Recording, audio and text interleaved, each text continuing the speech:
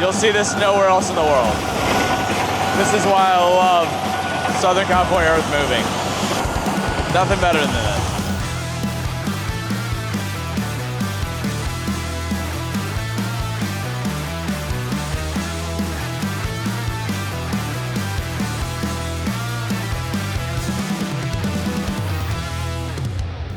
Welcome to the Prima Desecha landfill in beautiful Orange County, California.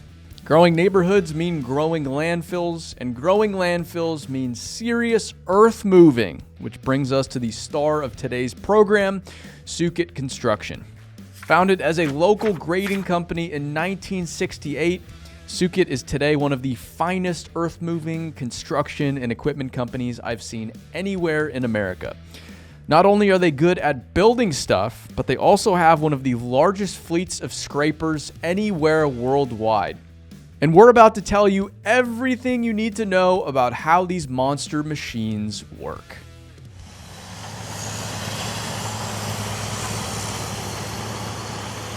So what do we need to talk about? First, let's talk landfills. Think of a landfill cell as a room within the greater landfill area. A contractor like Sukut will dig a large hole to form the cell and then stockpile the earth nearby. Once to grade, the cell receives a heavy-duty plastic liner, then it's ready for waste. As waste piles in, the landfill operator will pull the previously excavated earth from the stockpile for daily cover until the cell's airspace is completely occupied. Once full, the cell receives an outer liner and it's off to the next. To dig this cell, Sukut is using the giants of the scraper world, 651 single-engine scrapers and 657 twin-engine scrapers. Here I am for scale. But before we get to the action, let's talk about scrapers in general. Scrapers are a mass excavation contractor's best friend because they perform three functions in one machine. They can load, haul, and spread material all within a few minutes. The two main types of these machines are single-engine scrapers and twin-engine or push-pull scrapers. There are many other types of scrapers, including paddle wheels, pole scrapers, and tractors and pans. But today, we're focusing on the big guns. Both types of scraper operate similarly. They feature a tractor up front powering the machine, a large cutting edge in the middle to bite into the earth, and a bowl or can to hold the earth as they load and haul. The difference comes in the form of the power units and loading method. The 651s are single engines, meaning they have one large engine at the front powering the front axle. They can load themselves, but for the most efficient loading, they require a push, usually with a large dozer. And in Sukut's case, they use a few. The 657s are twin engine, meaning they have two enormous power units, one for each axle, both operated independently. And they even have two throttle pedals. While, like single engines, they can load themselves, they're most efficient in push-pull configuration. We'll show this in greater detail later. By using special bales and push blocks, two machines can combine to form one, allowing one to push the other, then vice versa, through the cut, using the power of all four engines on one cutting edge at a time.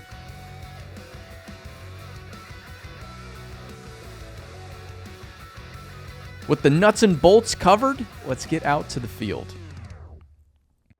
All right, we're gonna start with the 651 spread. 651s here are working this entire area behind us down. They still have at the very bottom here 20 feet to go, so up here 30, 40, 50, 60, 70 feet. This is an enormous cut. They've started all the way up top this slope. They're chasing this slope all the way to the bottom to make this new landfill cell happen. They're building all of this to specific specifications for the landfill. The slope has to be perfect. The scrapers, the bigger dozers can get it close, but it's down to that D9 slope board and that guy right there, the grade checker, to get it completely dialed in. So if you look closely, that D9 there has GPS, so within the cab he can see where that slope needs to be, how close they are. Then he can use that slope board, he can slide it out beyond his blade there and cut that slope. Right now they're at a perfect 2-to-1. That means for every 2 feet over, they are going 1 foot down. So 2 feet, 1 foot, 2 feet, 1 foot. And that grade checker there is using that rover to know exactly where the slope starts. This area here is a little bit of a ledge. So he's just marking that right now for the dozer. He's putting those feathers in, stakes, to say, hey, this is the edge of the bench here. Let's work it down from here. We're dialed in. Now let's discuss one of my favorite subjects, dirt. The most important ingredient for scrapers is the material. Scrapers do not work well in wet material and in rocky and hard material, but Southern California has this beautiful earth all the way through these hills, which makes it perfect for scrapers, which is why there's more scrapers here than anywhere else in the world.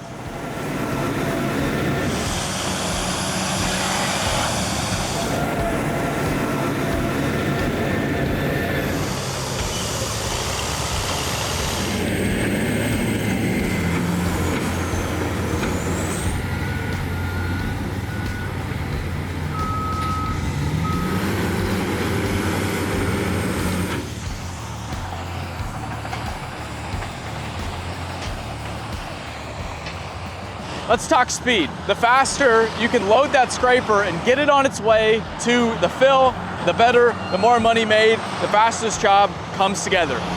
So while a 651 can load itself with over 500 horsepower up front, typically you put a dozer behind it to push it. But Sukut doesn't just use one dozer, they use two. Those are both Caterpillar D10Ns over 500 horsepower each. So that's about 1,500 horsepower on that one cutting edge. And not only are they pushing with two dozers, but they're also going downhill, leveraging gravity, filling that can in record time. And to illustrate, let's time the next one. And go.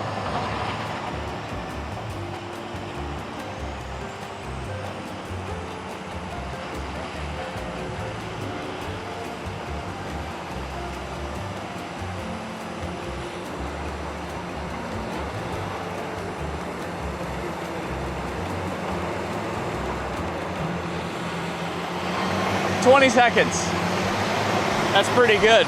These will be between, depending on where they are, 15 to 30 seconds per scraper. That is as fast as it gets anywhere in the world.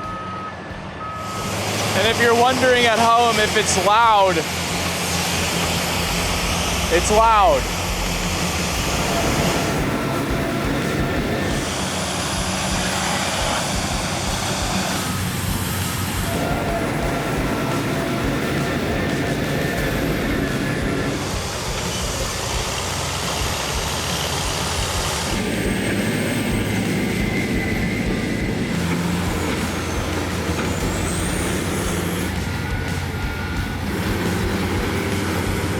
What is the white line painted on the tire? That is to manage their wheel spin. You don't want to be spinning your tires. Tires are expensive. The more you're spinning them without going anywhere, you're wearing them unnecessarily. So they use those for somebody on the outside, a foreman, whatever it is, to watch to make sure they're not spinning, they're not messing up those tires unnecessarily.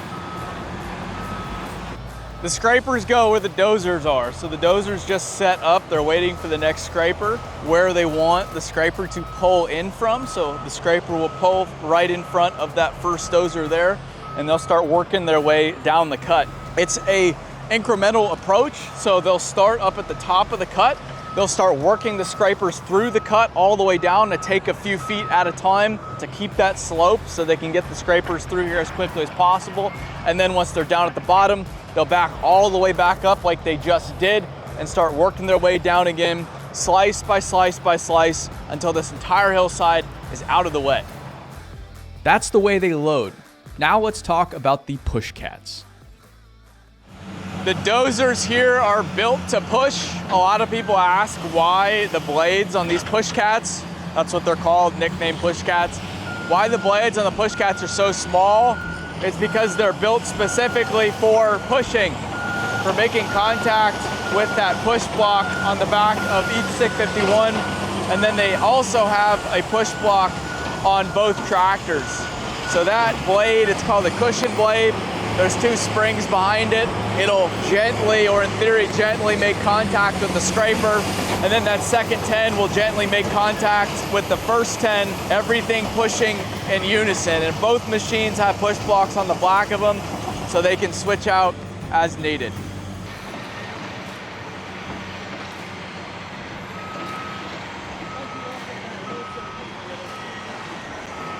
Oh boy, do they. Ariat Cascade. My go-to boot anywhere in the world. This is a great perspective of the brand new landfill cell. They are working the slope down as we explained over there with the 651s. The 657s are in here, which we'll get to in a moment. When they're done, all of this will be down to about the grade where that buggy is right there, that rubber tired dozer. So they're gonna have it smooth all the way across with those slopes in the back.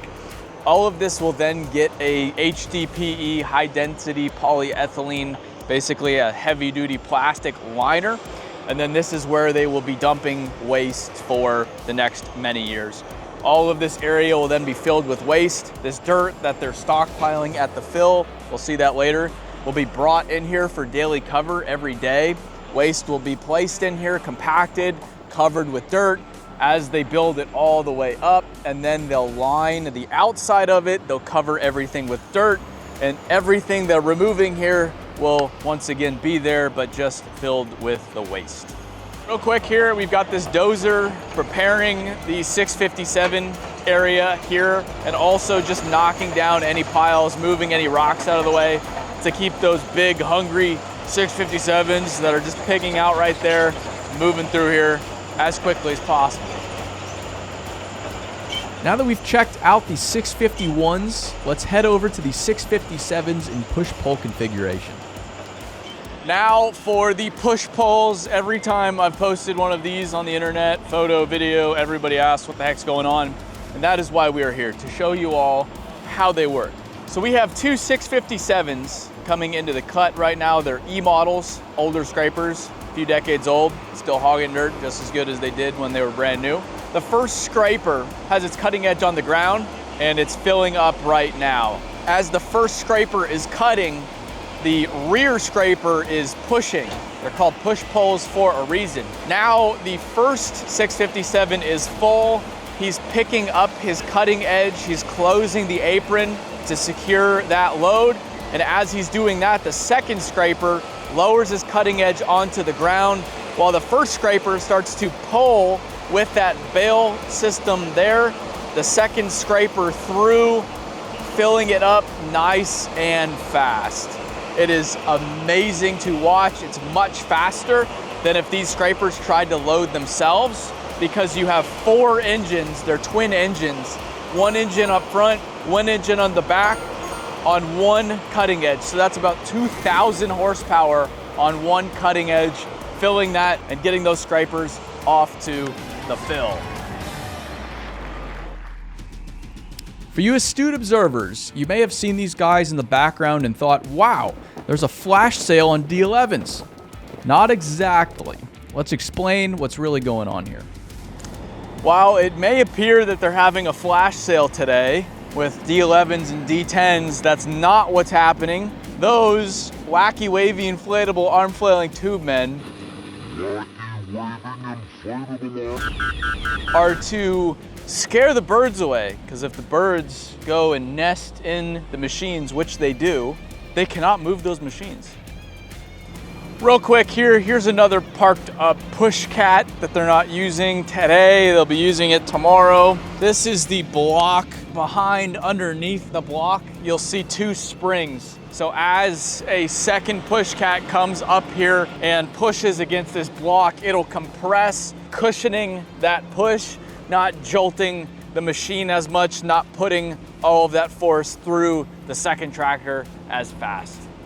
And then here we have the blade. This blade is specifically built to push scrapers. It is a push blade, cushion blade. Behind the blade, we also have a spring setup. So as the blade makes contact, those springs will absorb some of the impact. Again, cushioning everything, making things a little bit more comfortable. And then we also have a cutting edge on this blade so that the tractor, if there aren't scrapers there, can smooth the cutout push material as needed.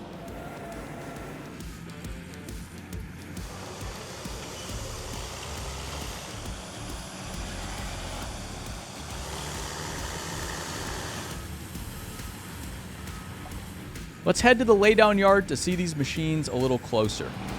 Walking around the twin engine 657 scraper, we're at the rear of the machine. This is the push block. This is where that second machine can push up against. They grease it just for wear along this since it's steel on steel. Here's the stinger. This is where the bale of that second scraper hooks onto to enable the pushing and pulling. And speaking of pulling, let's go to the front of the machine, where you have the bale. It's down right now. Typically when the scraper's driving, it's up, and then it's down to hook onto that front scraper. And then here is the push block at the front of the scraper that you can push the front scraper with. It's also greased up there. That's what pushes against that push block. And behind it, you have some springs, some cushion, so that as the scraper goes into that other one, it's not banging into one another. And this is the other scraper on site, the 651. You have the same style push block on the back. The difference is it's single engine, which means there's nothing back here driving this rear axle. And then when you go to the front, you'll notice no bale. It's not pushing and pulling, it's just getting pushed in the back. It can also pull if really needed. It can pull a 57, and then right beneath that grate there, radiator engine driving the machine itself. All right, we've learned a ton about scrapers. Now let's head over to the mechanics to see how they keep these machines running. All right, this many machines, this many old scrapers on site, you definitely need some mechanics. Sukut has an amazing equipment program, so we're here checking out this 651 right now that's under the knife. They've got 3 mechanics, 3 trucks, swapping out the hitch. The hitch is what connects the scraper part to the tractor part. It's very important because if you don't have a working hitch, it makes for a really rough ride.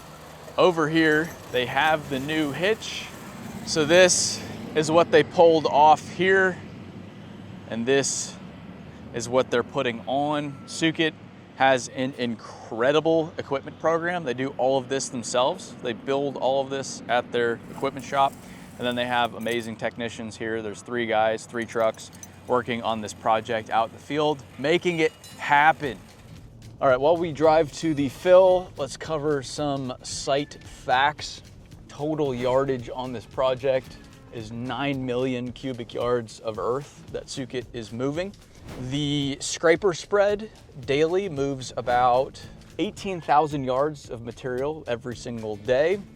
The scrapers, the 651s, the 657s are both rated for about 28 yards per pass. So 28 yards of material every time they go through the cut. And then total area, once this landfill is completed, about 69 acres of total surface area will be lined, with about 40 acres of floor area will be lined as well. It's really hard to talk facts while I'm driving on a not very straight road. We saw part 1, that was the cut. The scrapers have driven the haul road to the fill. See those 651s right there? They're coming up over that berm, opening their apron, dumping off the edge there to build up this next lift. You have that guy there with the flag showing them where to dump the next load. And then you have that wheeled dozer there babysitting everything to make sure the piles are knocked down. Everything is nice and tidy. This would look different if this was an engineered fill, but this is all temporary because the landfill will be pulling from this material for that daily cover as they begin filling the new cell. So the name of the game is to get it in here as quickly as possible, get the scrapers back on the way to the cut. Thank you so much to Sukut for having us out here in Southern California. You'll be hard pressed to find a better earth moving operation than that one. That's why we came here to show you all everything about scrapers. I hope you enjoyed it. We'll see you next time. Stay dirty.